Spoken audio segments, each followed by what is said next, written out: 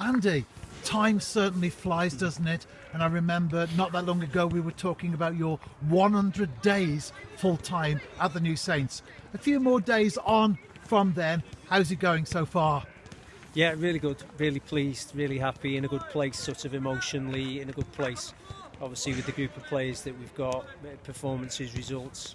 Had a good Christmas, had a relaxing Christmas, couple of days break and whatever, but nevertheless been busy in the meantime, even though we've been away from the pitch. So yeah, in a good place, thanks. And as far as the league's concerned, it was good to get that win as well, which took the New Saints off the bottom. Well, it did, didn't it, for a week, and then we went back on the bottom again just before the break. But obviously the win was massively important to make sure that Port Talbot didn't get away from us. So they're obviously still within touching distance. Barry Town then won the week after, which then took them off bottom place and put us back on the bottom. So in terms of the performance, in terms of the result, in terms of the outcome, we were really happy with that. The following week against Swansea, we went there, really, really good performance, very, very pleased with that. Disappointing obviously to find ourselves back on the bottom of the division for the time being, and obviously that's our sort of aim and our goal moving forward, to get off the bottom as soon as we possibly can and start to apply pressure and see if we can start to move up the league. And as a group, as individuals, we know that that's only going to happen in one way, and that's with a lot of hard work here on this pitch. And as you say, back to basement position for the time being at least. That's the plan anyway. The league has split now. There are 6 cup finals on their way shortly. Yeah, and I think, you know, all the teams in that bottom split will be looking at that in exactly the same way, knowing that anybody can beat anybody on the day. So we know that we've got our work cut out. We will take nothing for granted. We know that we can beat those teams. We know that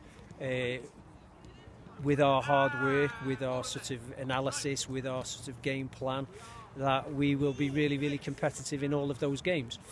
The fact of the matter is, as we've said before, we've got to accumulate some points, and our players are, you know, really buoyed by the situation that we find ourselves in. You know, we've won 2 of our last 3 games, really, really good performance against Swansea.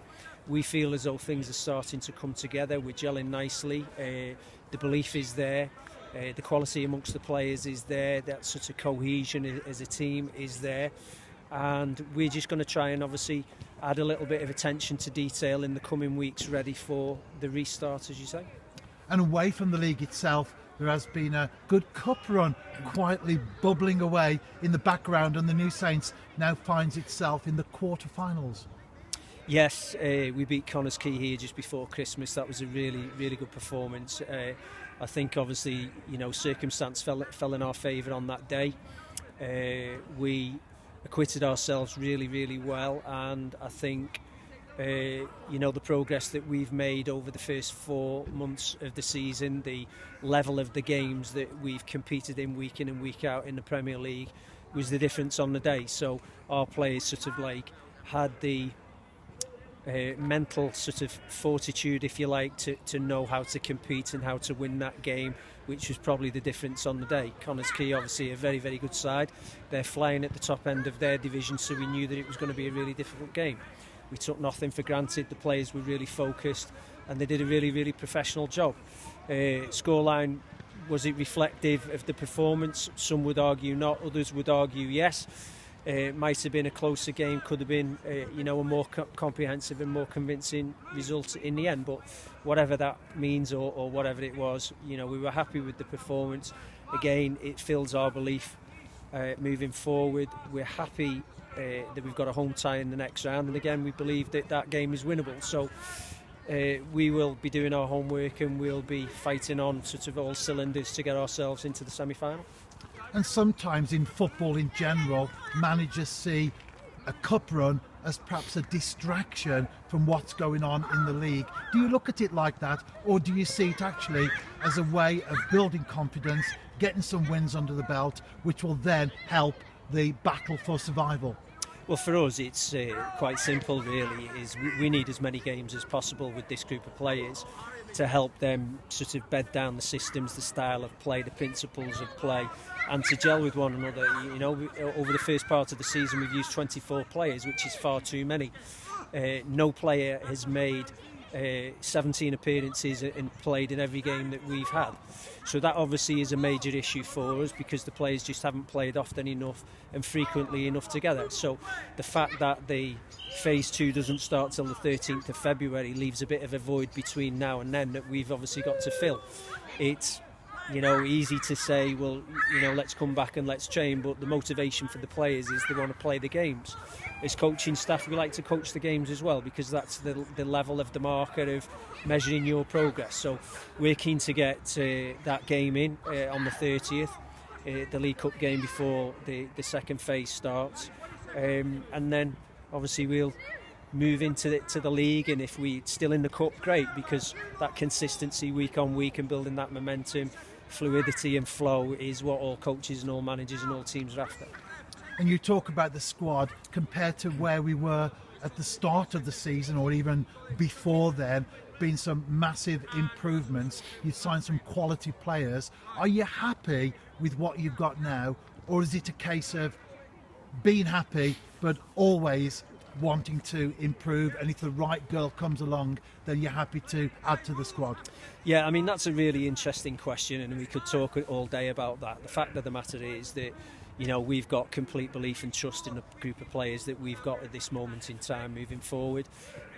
We've spoken many times about what we look for and the improvement measures. This group of players have made incredible progress since the start of the year, or since coming together, which I think was probably game day 7 by the time that we had all of our signings through the door. So the progress that we've made since then has been absolutely huge. We're really happy with the group of players that we've got, and obviously we push back onto them to say, what is it that you're doing to improve yourself, to add and contribute to the group. So in that sense, as a manager, you cut your cloth accordingly. We have to deal with what we've got, and we have to coach with the group that we've got, and we have to improve that group. However, saying that, you've said it, there's no transfer window. If the right player comes along at the right opportunity in the right moment, then of course we'll consider that. If it's right for both parties, then that player will come in. If it's not, then we just continue to move forward with the 18 players that we've got. And it's not just on the pitch, of course, but off it as well. You've assembled an excellent squad of staff around you. Greg Draper, Sarah, of course, both of those involved in the coaching. James looking after the physio side of things. Nicola as well with the video analyst work. Yeah, I mean, I'm absolutely blessed with the quality, not only of the standard of their work and their insight and their experience and their knowledge, but just who they are as people as well.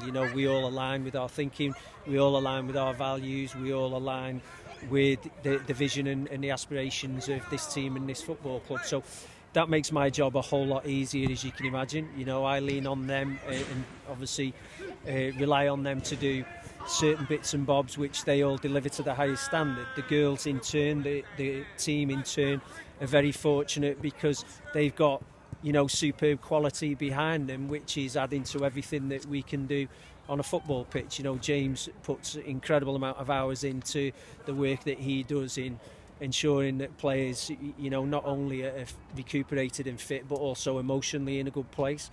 Nicola does a fantastic job in the recording and the speed in which she turns around analysis for us. And then, as you say, I'm fortunate because we've got Sarah and Greg, who are two incredibly experienced football practitioners. So that makes my job a whole lot easier. Andy, thank you for your time this afternoon. The academy is training behind you, but shortly it will be TNSFC women on the pitch preparing for those games that are due to come up in the new year. Thank you.